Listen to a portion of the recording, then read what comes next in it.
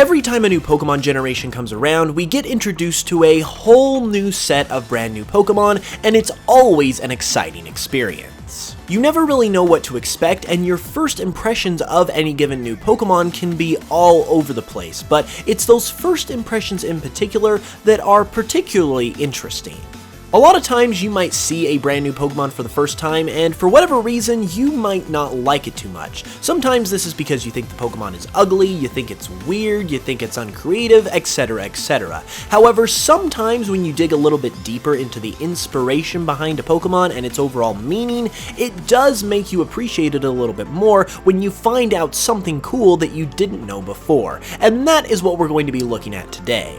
Today I am going to explain the names of every brand new Galar Pokemon and tell you where they get their names from. Now obviously some Pokemon names are more straightforward than others, and you might already know the inspirations of some of these Pokemon names. However, there are still a good handful that you do have to kind of research a little bit to figure out, and once you do, you might think to yourself, huh, that's a really cool name, that's really well thought out, I didn't know that before, that makes me appreciate that Pokemon a little bit more. I know I have done the same thing before with several of the Galar Pokemon already, and so I wanted to go ahead and make this into a video and share with you guys the meanings behind all of the new Galar Pokemon names. So without any further ado, let's go ahead and get started.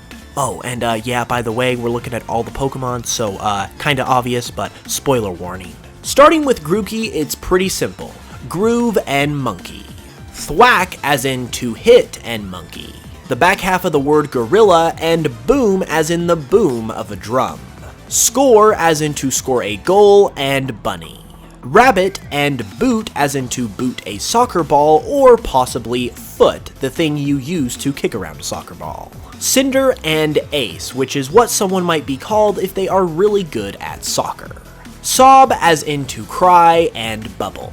Drizzle and reptile. Intel or intelligence because it's a spy, and chameleon. Squirrel and covet, just spelled slightly differently. Greed or greedy, and rodent. Rookie, the word kid because it's a first stage Pokemon, and chickadee, which is what this Pokemon is based on. Corvid, the family of birds that contain such species as ravens and crows, and Squire, which is basically the Middle Ages version of a Padawan compared to a Jedi Knight. And speaking of knights, we have Corviknight, which comes from Corvid, which once again is the family of birds where ravens come from, which is what Corviknight is based on, and Knight. Blip, which could mean a couple of different things. It could either come from the short, high-pitched sound that is made by various electronics, referring to its evolutions being based around radar, or you could take the other definition of the word, which is an unexpected deviation from the general trend, which could refer to this Pokemon family's typing as bug psychic types, which has never been done before, especially for a starting bug. Oh, and then there's the bug part of its name, which comes from bug, because it's a bug type. A combination of the word dot and Doppler as in Doppler radar, which is basically where its psychic type comes from. Orb, which could be referring to the spots on its back, orbit or orbital, and beetle. This could be referring to its status as a psychic type as well as its Gigantamax form, which is basically a spaceship. Nick, which is British slang for the word steal, and Kit, which is the name of a young fox. It's also a play on words of the phrase nick it, which would obviously mean steal it. Thief or thieves, and Vulpine, which refers to foxes and the genus of foxes known as Vulpes. Putting these two words together also gives you the word evil on the back half of this name, which fits in perfectly with its theme and its dark typing, and in my opinion is a really well put together name and makes me appreciate this Pokemon way more than I did initially. From the name, and I'm probably going to mispronounce this, Gossypium, which is a genus of cotton plants, and Fleur, which is French for flower. Elder, and once again Gossypium, the aforementioned cotton plant genus. Wool, and most likely loom, which is a device used to make fabric out of various types of yarn and thread, which is a reference to Wooloo's wool being used as such in the Galar region. Double and wool, as in it has double the wool because it's the evolved form of Wooloo. Chew and turtle. Dread as in to dread something, and gnaw as in to gnaw on something. It could also be a play on the term dreadnought, which is a prominent type of battleship. Yap, scamp, scamper, and ampere, which is a unit of electrical energy. Bolt, and most likely hound. A play on the name roly-poly, as in the roly-poly bug, just with coal added in there because it is a coal Pokemon. Car or cart, and coal because it's literally a minecart full of coal. Coal and colossal. Apple and in or inside because the Pokemon is inside of the apple. Flap as in to flap your wings, and apple. Apple and ton as in a ton of weight, which is kind of interesting because even though this Pokemon only weighs 28.7 pounds, it does have gluttony and thick fat as its ability and hidden ability respectively. Its name as a whole could also come from apple turnover, the name of the pastry, since it is an apple pie Pokemon. Silicone, an element that can be found within sand, and cobra. Sand and anaconda. Cram as in to shove something inside of something else, and cormorant, which is the type of bird that Cramorant is based on. Arrow, referring to the overall shape of this Pokemon's body, and Barracuda, the animal that this Pokemon is based on. Barracuda and skewer, which basically means to aggressively stab or attack something. Toxic and electricity. Toxic and electricity, just the other part of the word electricity. Sizzle and centipede. Centipede and scorch as in to scorch something with fire. Clobber as in to beat something up, and octopus. Grapple as in to engage in a fight with someone, and octopus. Sinister and T. A play on the term poltergeist, just with T added in the middle because it's a T Pokemon who is a ghost type. Hat and antenna. Hat and most likely tremble as in to tremble with emotion because this is an emotion-based Pokemon. Hat and or hatter, and serene. Imp and various forms of the word impede, such as impede or impediment. This refers to the Pokemon's personality in the way that it likes to mess around with people. Morbid as in scary or disturbing, and gremlin. Grim and snarl. Pretty straightforward. Obstacle as it is the blocking Pokemon, and raccoon or goon, which is a generally devious person. Purr as in the sound a cat makes, Persian as in the type of cat and possibly a reference to the other evolution of Meowth, and Berserker, which is an Old Norse word since this is the Viking Pokemon, which essentially means someone who has gone berserk. Curse because it's a ghost type, and Corsola, the name of its pre-evolution.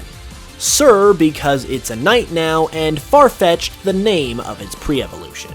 Once again, following the naming convention of its pre-evolution, and Rime, which is a type of frost because this Pokemon is an ice type. Rune, as in an old stone or other similar object, and egregious, which is defined as outstandingly bad or shocking, most likely referring to its personality. Milk and sorcery. A combination of the words alchemy and cream or creamy. I gotta say though, even though both of these Pokemon have the words alchemy and sorcery in their names, they're both only pure fairy type and don't really have anything relating to these words going on with their design, so kinda strange if you ask me. Phalanx, which is a military formation used in ancient Greek warfare, and link, possibly referring to the term chain link. A combination of the words pincushion and urchin, as in sea urchin, cause it's a sea urchin that kinda looks like a pincushion. Snow and nom, which is an onomatopoeia for the sound of eating.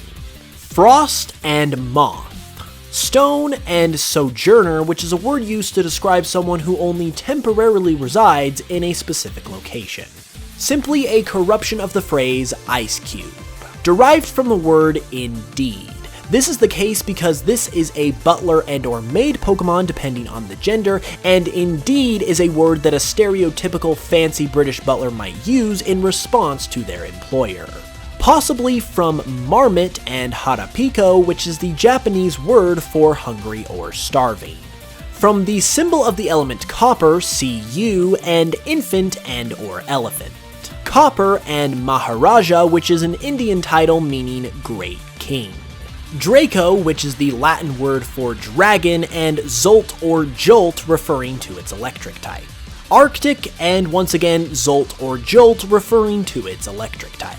Draco, meaning dragon, and fish. Arctic and fish. Duralumin, which is a type of metal, durable, dragon, and possibly dawn, the common suffix in many dinosaur names. Dragon and creepy because it's a ghost type. Dragon and cloak. Dragon and catapult. A corruption of the phrase the cyan, referring to its color. A corruption of the phrase the magenta, once again referring to its color. And finally, we have Eternatus, whose name comes from eternal, Aeternatus, which is Latin for immortalized, and Thanatos, who was the personification of death in Greek mythology. So essentially, Eternatus's name means eternal death. Kind of dark to say the least, but kind of awesome at the same time. And there you have it, everybody. That is the origin behind every new Galar Pokemon's name. Now, hopefully this allowed you to learn more about these Pokemon and maybe appreciate them a little bit more as well, but at the same time, this is not 100% an exact science, so if you have anything more that you personally know that you would like to contribute to any one of these Pokemon's names that I didn't mention, be sure to leave it in the comments below. Be sure to leave the video a like if you enjoyed it as well, and subscribe if you're new for way more Pokemon content all the time. You can also check me out on Spotify and listen to my Pokemon remixes, and give my Pokemon Cardinal project a watch if you haven't yet. Both of those things massively support the channel and are extremely, extremely appreciated.